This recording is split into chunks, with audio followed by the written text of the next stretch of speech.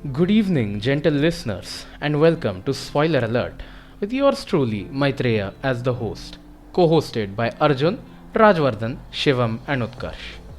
On this week's episode, we will be reviewing a war classic, according to many, even the greatest war movie of all time, Saving Private Ryan.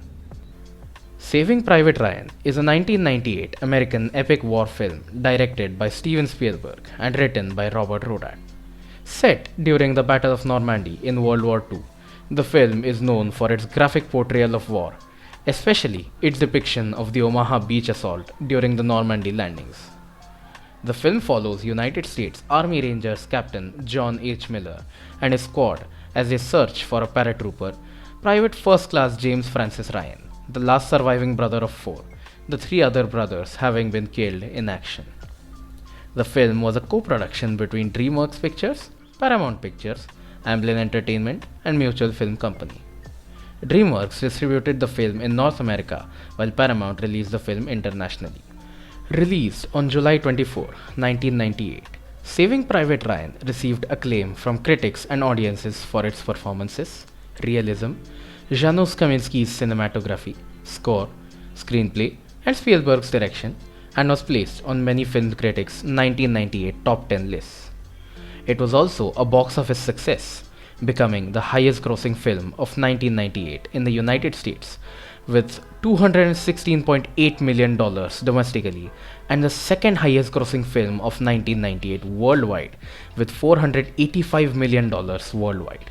Additionally, it grossed $44 million from its release on home video in May 1999. The film won several accolades, including Best Picture and Director at the Golden Globes, Producers Guild of America, Directors Guild of America, and Critics' Choice Awards. The film was nominated for 11 Academy Awards at the 71st Academy Awards, including Best Picture, Best Actor, which is Tom Hanks, and Best Original Screenplay, and won 5.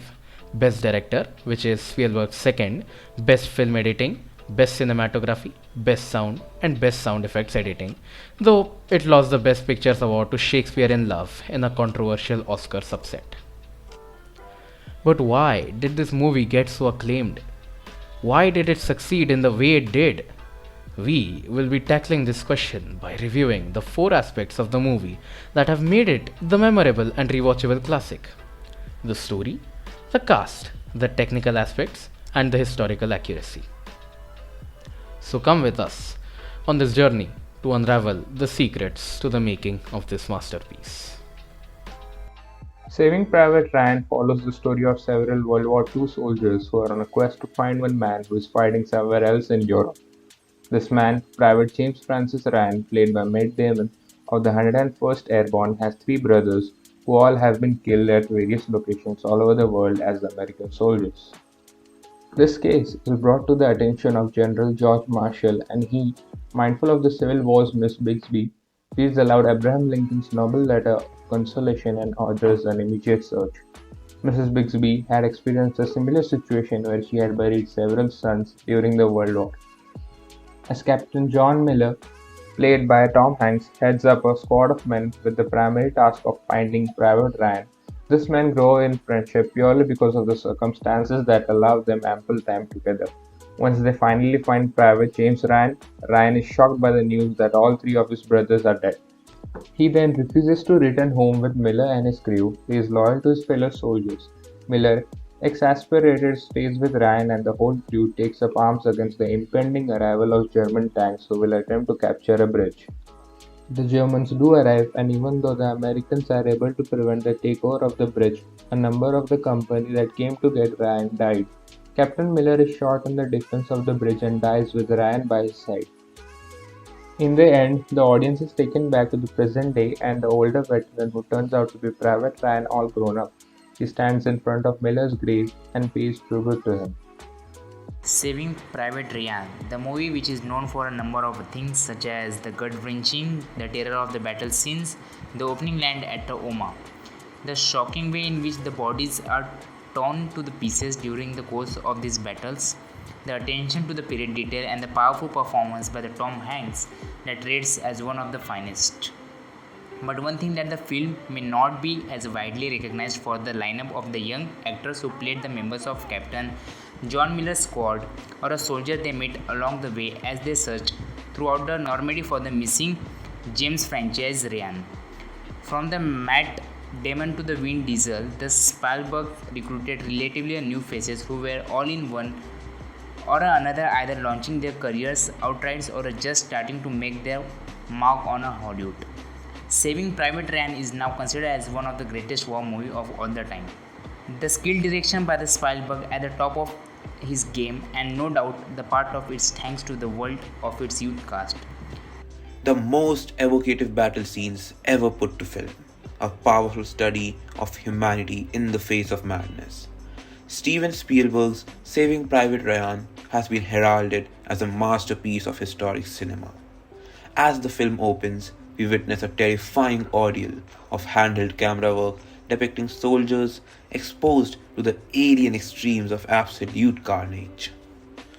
The numbing clarity with which bodies are fragged and flayed by the unending hail of German machine gun fire, heads imploding, limbs torn away. It is a 24-minute sequence of unalloyed horror, shot with almost documentarian closeness. The camera in Saving Private Ryan accomplishes something really special. Shooting films with a lower shutter angle eliminates already almost imperceivable motion blur, making the images as crisp as possible. Perhaps in some ways even more crisp than we are used to perceiving with our own eyes. Certainly this technique has been done before, yet no one does it or did it regularly until after the release of this movie. Making use of a technique to create a style that imitates point of view to a stunning and exhilarating effect. I don't think Saving Private Ryan would have been half the movie it was without that one splash of inspiration. Look at the raindrops in that cinegraph. You can see them. They are distinct like crystal. Do you see that in movies? Do you see that in real life?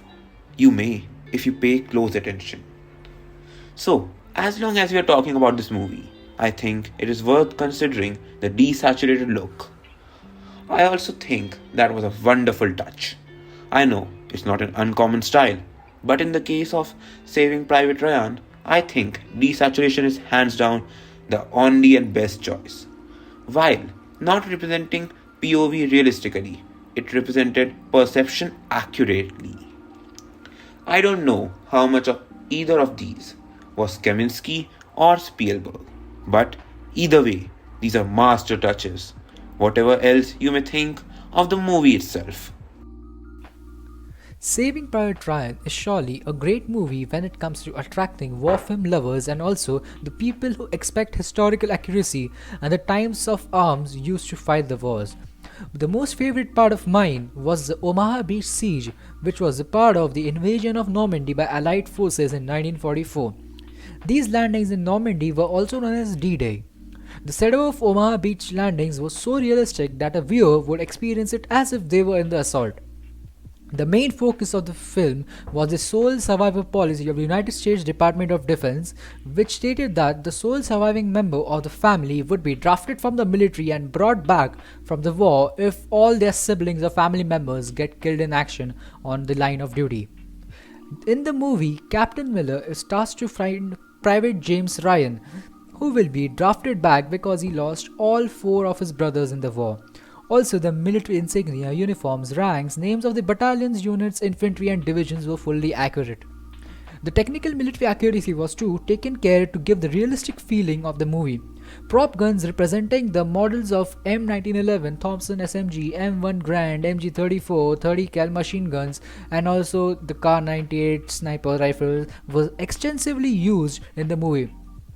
Tanks and vehicles like the German Panzer IV and Tiger II, American Shermans and P-51 Mustang fighter bomber aircraft were also used. In fact, these were the real vehicles from the war used in the shoot.